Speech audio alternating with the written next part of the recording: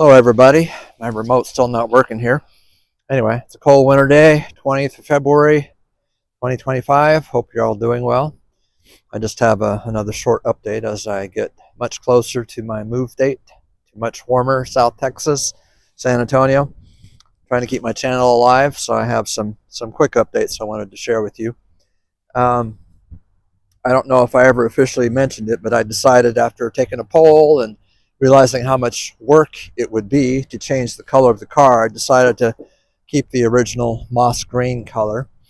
So part of my decision was pushed more in that direction because I just recently found via a Facebook marketplace someone not that far from me up in northern New Jersey has a deck lid for sale that will fit this car. It happens to be the right color, moss green. So I decided, well, that's kind of a sign right there. I probably should stick with the original color anyway. So I'm going to plan on picking up that deck lid this Sunday, actually, doing it pretty soon. So I'll have this one ready to be quickly lifted off before Sunday so I can quickly swap them out and haul this one to the metal recycling place to get that out of here along with my junk that I've been accumulating as I prepare for my move, cleaning out the shed. So I'm pretty excited about that. Let's see, what else? Speaking of the move, right now I'm scheduled to leave March 8th, and I will take some videos during that move too, showing the car being loaded on the trailer, you know, just for the fun of it, picking up my transmission in Kentucky along the way to Texas, that kind of stuff. So I'm looking forward to that trip. What will be included in this video too are a series of photographs that Brian Everett, also known as Brian Scheibel, took as he rebuilt my transmission in Kentucky. So I'll include those. He was nice enough to include those, and he did a professional job. I'm really looking forward to installing that transmission. I also ended up buying a remanufactured torque converter with his help. Found one reasonably priced on the AutoZone website, so it's being shipped to me. I'll have it tomorrow.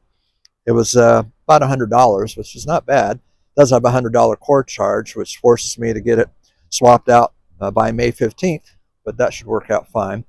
I've accumulated a number of nice tools, new ones, new floor jack, transmission jacks, things like that to help me with that swap when it comes after I've completed my move. So I'm looking forward to that.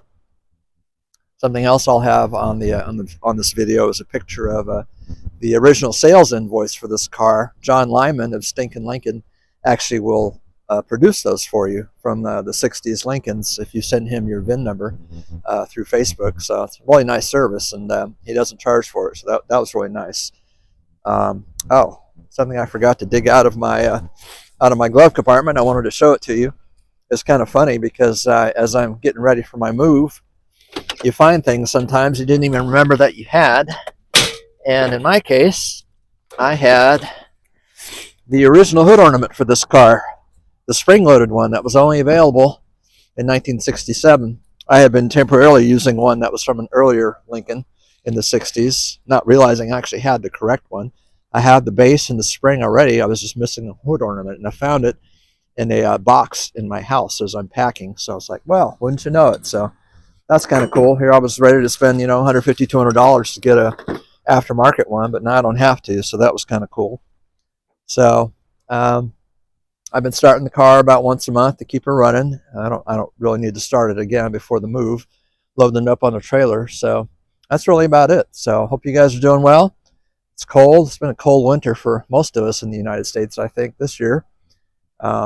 Anyway, I'll talk to you again next time I'm actually doing the move. Have a good day.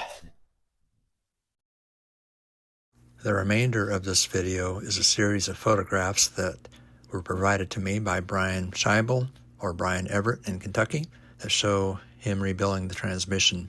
And the very last image is that invoice from John Lyman at Stinkin' Lincoln.